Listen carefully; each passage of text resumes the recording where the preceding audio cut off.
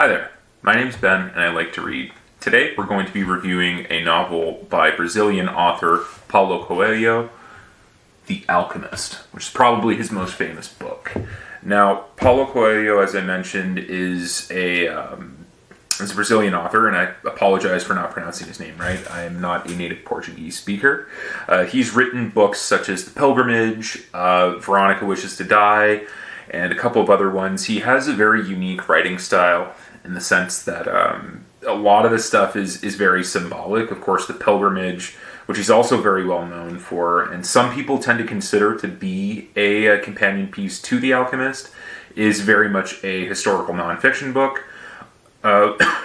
Whereas The Alchemist itself is very, very much a symbolic book. It's packed full of mysticism, full of alchemy itself, which is, again, an ancient science, depending on how you want to look at it, mainly focused on, the relationships between materials and how you can transmute something. So essentially you can take two separate materials and combine them to create a third unique material.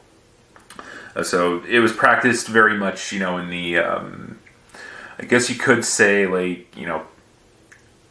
late antiquity all the way up until the early modern period, and then it sort of gave way to the scientific method.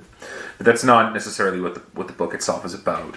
The book itself is about this boy named Santiago, who is a shepherd, and he's in his early teens, doesn't really necessarily want to lead the life that his family wants for him. His family originally wanted for him to be a priest, but he ends up becoming a shepherd instead. There's a scene in the early pages of the book where his father, gives him a purse full with a couple of gold coins and a staff, and he says, "Okay, now you got to go on and do your thing." But along the way, he decides to go on an adventure, and he ends up coming across the titular Alchemist, and he takes a journey from where he is in Spain all the way across North Africa to go get to the pyramids. And along the way, he meets an assortment of different characters. As they describe it in the book, a gypsy woman who I'm assuming would be, a Romany woman, is the correct terminology goes. But yeah, she essentially says that he's going to find this great treasure. He's destined to do it, and she'll tell him where it is, but he has to give her 1/10 of it. There's this Englishman who's a little bit of a shooting enthusiast with whom he shares a caravan, and then of course there is this girl that he meets, Fatima, who he ends up falling in love with, and there's sort of mutual attraction. This book, there is a rudimentary version of a plot. Restless kid wants to go and explore the world, ends up finding a wise old dude and meeting a cob salad of characters elsewhere to go reach the buried treasure at X. But it's a little bit more than that. It's, as Coelho himself states, it's very much a highly symbolic book, and ultimately, that old expression where it's not about the destination, it's the journey that counts. This book is essentially the equivalent of that.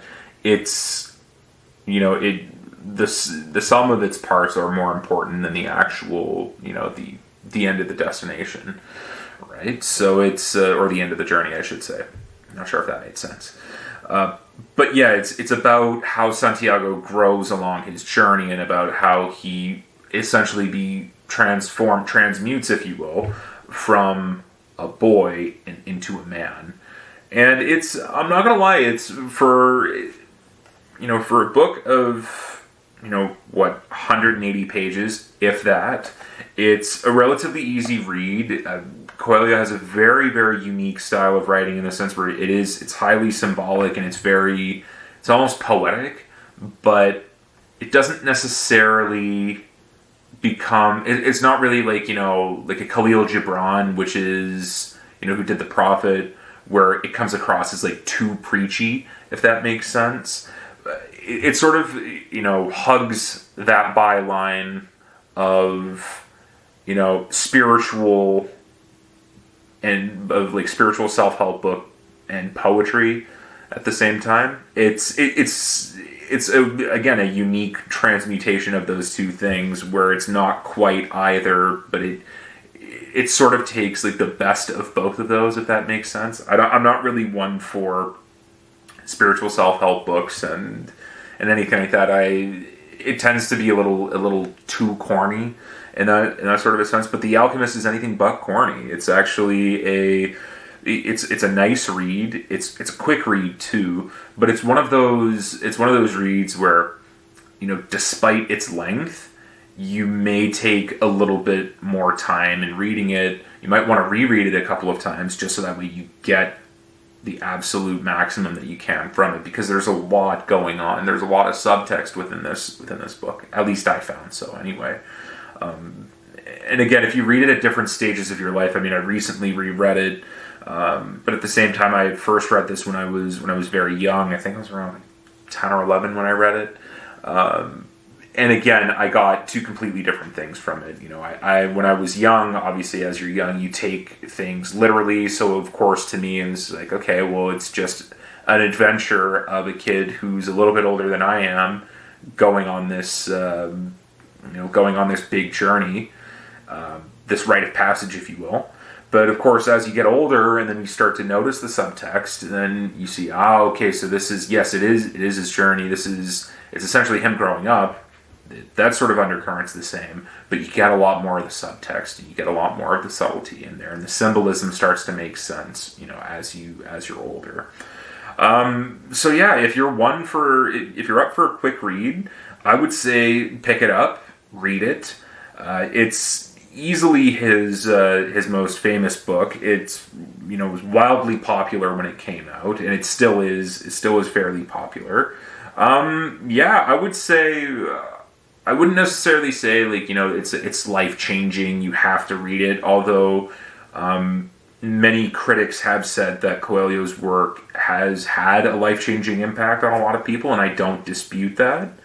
But I would say, overall, it was a fairly solid read. So if you're interested in a quick read that is packed full of symbolism, it's very poetic, it's compelling as well, I'd say pick it up. Give it a read, see what you think. If that's not really your thing, if you want something, that's a little bit less of that's a little bit less spiritual, a little bit less of that, that self-help stuff, I'd say, yeah, sure, go ahead. You can skip out on it. Although, again, I know in previous reviews I've said, yeah, sure, you can skip out on it. I personally think that every book, even the bad ones, you should read at least once. But if it's not really your bag, you're not really missing out on much. So anyway, if you've read it, let me know in the comments below what you thought about it. And if you haven't read it but would like to, pick it up, give it a read, and let me know what you think in the comments below. Thanks so much for watching.